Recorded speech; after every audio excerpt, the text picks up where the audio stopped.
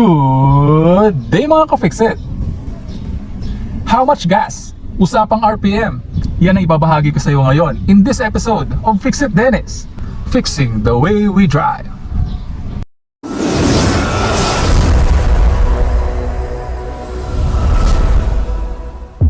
Okay mga ka-Fixit, kung matagal ka na sa channel ko, nakasubscribe ka o nanonood ka ng ating mga videos, madalas mo marinig sa akin na mga katagang 1,000 RPM, 1,200 RPM, 1,500, 2,000, 3,000 RPM kapag tayo ay nagmamaneho ng ating sasakyan. So, conforme kasi yan sa takbo ng ating sasakyan. Kung tayo ay magpapaarangkada pa lamang, kung tayo ay kasalukuyan na nagmamaneho, normal driving ba yan? Tayo ba ay nasa expressway? Tayo ba ay nasa isang highway? Tayo ba ay nasa isang service road or subdivision mga ka-Fixit? So, ang RPM level po ng ating sasakyan, yan po yung nagde-determine ng revolutions per minute na ginagawa ng ating makina, which is being produced at a certain level, and dadaan po yan papunta sa ating transmission through the clutch assembly, no? At papunta sa wheels ng ating sasakyan para mapaarangkada at mapaandar natin yung ating sasakyan. Okay? Yung certain RPM level, yan din po yung nagde-determine ng bilis ng pagkarangkada ng iyong sasakyan, at dyan din po nakasalalay speed na kasalukuyang itatakbo ng iyong sasakyan. Okay? So sabi ko nga po, nagpapaarangkada tayo, kapag ka nasa patag po tayong kalsada, enough na po yung 1,000 RPM, no? On most cars mga ka-Fixit. So kagaya nito, bibigyan kita ng sample. So clutch all the way down, babaan natin yung ating handbrake, first gear. Magbibigay ako ng gas up to 1,000 RPM. Ayan, then clutch to the biting point para umarangkada yung ating sasakyan. At ang pag-speed ng ating sasakyan is 8 km or 10 km per hour na. Pwede ko nang bitawan yung ating clutch all the way up dahil hindi na tayo mamamatayan ng makina at this speed mga ka-Fixit. Okay? So, at a normal driving situation, at a normal rate mga ka-Fixit, so nasa first gear tayo. At 2,000 RPM, clutch all the way down, second gear. Okay? So nasa second gear po tayo ngayon at tayo ay liliko dito pakaliwa.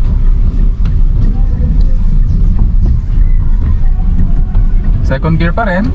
So ibababa ko po ng first gear dahil dadaan dito sa humps na to. So again, 2,000 RPM, clutch all the way down, second gear.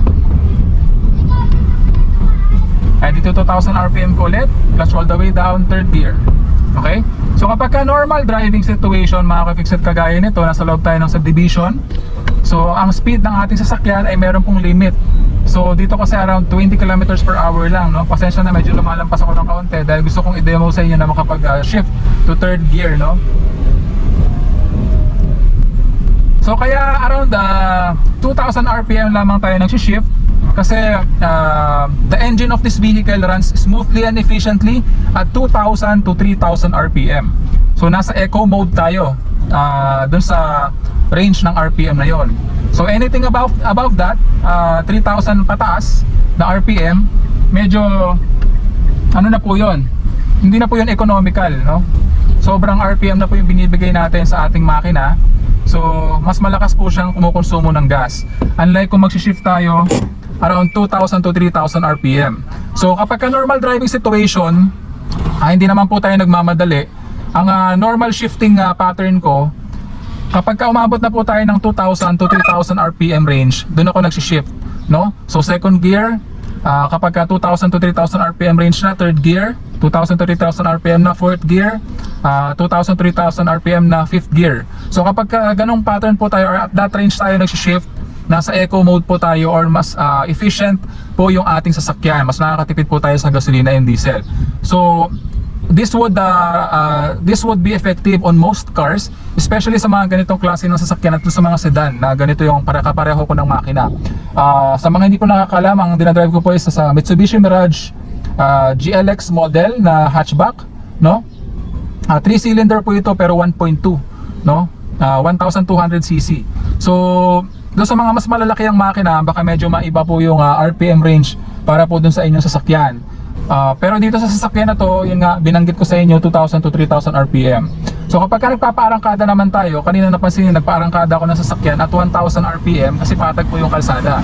Pero kapag ka paakyat yung kalsada, medyo matarik-tarik yung kalsada na yan, ang kailangan ninyong RPM is mas mataas. So around 2,000 RPM, 2,500 RPM kapag ka masyadong inclined yung kalsada. Okay? So meron akong ginawang video tungkol dyan paano magpaarangkada on uphill roads. So maglalagay ako ng link ng video na yun sa upper right portion ng video natin sa description below para mapanood mo kung di mo pa ito napanood. Very beneficial, lalong-lalo na sa mga nag-aaral pa lamang magmaneho. Okay? So usapang RPM again, subukan naman natin mga kafiksit. Magpapaarangkada ako, fast start gagawin natin. So itataas ko yung RPM level natin around 2,000 RPM. Then saka ko bibitawan yung clutch at biting point, no? So clutch all the way down, first gear. So itataas ko yung RPM natin to 2,000. Ayan, no? Lalagay ko yung clutch natin sa biting point. So ulitin natin yan. Naka first gear pa rin tayo. So 2,000 RPM, then clutch to the biting point at makakaarangkada yung ating sasakyan. Okay? So fast start, mas mabilis na nakakaarangkada yung ating sasakyan. Kaya lang mga ka-fixit, mind you kailangan ninyong isaalang-alang na mas mataas na RPM level yung ina-apply natin or gine-generate natin sa makina ng ating sasakyan, then bigla natin ilalagay sa clutch biting point yung ating clutch, no? So yung mas mataas na RPM level kasi syempre mas mabilis yung ikot niya kasi nga revolutions per minute siya. So mas mataas yung RPM level, then ilalagay mo yung clutch sa biting point. So sasaluhin na yung RPM na yon. So mas mataas yung mas mahihirapan or mas mabibigla yung iyong clutch assembly, particularly the friction disc. At maaari yung magkaroon ng unnecessary wear and tear, lalong-lalo na pag sobrang taas na RPM na iyong ina-apply. Yung 1,000, 2,000 RPM safe pa yon. Pero kapag ka 3,000 RPM and above, then bigla mong ilalagay sa clutch biting point yung iyong clutch, no? Meron na yung unnecessary wear and tear na nangyayari sa iyong clutch friction disc. So mas mabilis yung ninipis, mas mabilis yung iinit, mas mabilis yung ninipis, at mas maaga mo yung papalitan kung lagi ka nagpapaarangkada ng sobrang RPM level, no? Like 2,000 and above. Kung nasa patag na kalsada ka naman, gamitin mo 1,000 to 1,200 RPM, enough na yon para mapaarangkada mo yung sasakyan pag nasa patag na kalsada. And isipin mo rin mga ka-fixit, makaka-apekto rin po kung loaded yung iyong sasakyan or merong mga bagahe sa likod and mabigat yung karga ng iyong sasakyan. So mangangailangan ka ng mas mataas na RPM level, dagdagan mo lamang ng bahagya para mapaarangkada mo yung iyong sasakyan smoothly. So kung sanay kang marangkada sa patag na kalsada at 1,000 RPM, kung kargado yung iyong sasakyan, puno ng pasahero at may karga ka pa sa likod, mga 1,300 to 1,500 RPM para mapaarangkada mo smoothly yung iyong sasakyan sa patag na kalsada. So ganun yung adjustment, kasi makaka-apekto nga po yun, no? Kailangan mo na mag-generate ng mas malakas or mas mataas na RPM level base sa sitwasyon ng iyong sasakyan, no? And base sa kalsada na iyong pinapatakbuhan. Kapatag ba yan, kalsada pababa? Okay? So kailangan mo isalang-alang lahat ng mga bagay na yan.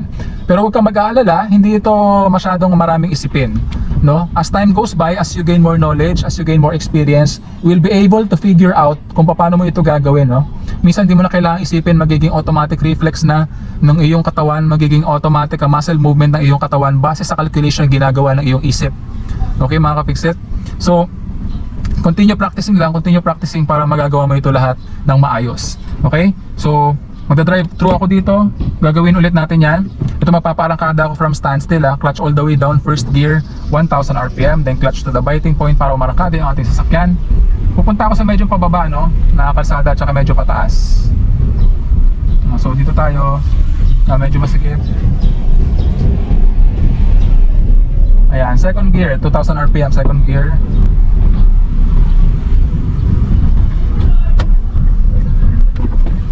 Wala naman sasakyan.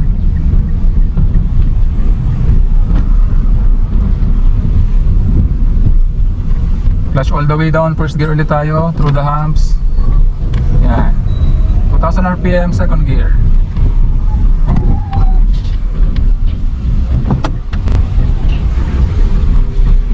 Yan, dito tayo sa paakyat na kalsada mga ka-fixit. Ito, medyo paakyat ito. Pero hindi ito yung paakyat na sobrang incline, medyo lang, medyo paakyat lang. So clutch all the way down, first gear. Magbibigay ako ng gas, 1,500 RPM. Ulitin natin medyo pinagsabay ko kasi para mas maintindihan ninyo, gas muna before clutch, no? First gear, gas, 1,500 RPM, then clutch the biting point para umarangkada ang ating sasakyan. Okay?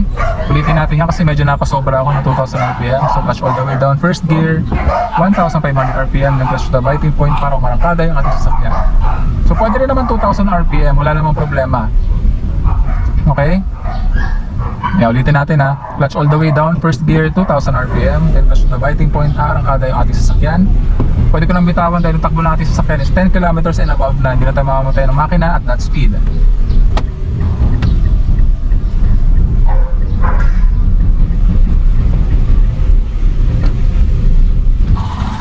Okay mga ka-fixit, so palagi ninyong isasaalang-alang yung mga pointers na binanggit ko sa video na to para sa RPM level and sa RPM range na i-generate nyo sa inyong makina para sa inyong sasakyan, dahil yan ay makaka-apekto sa bawat driving scenario or bawat driving situation na inyong may encounter all throughout your driving experience. Okay?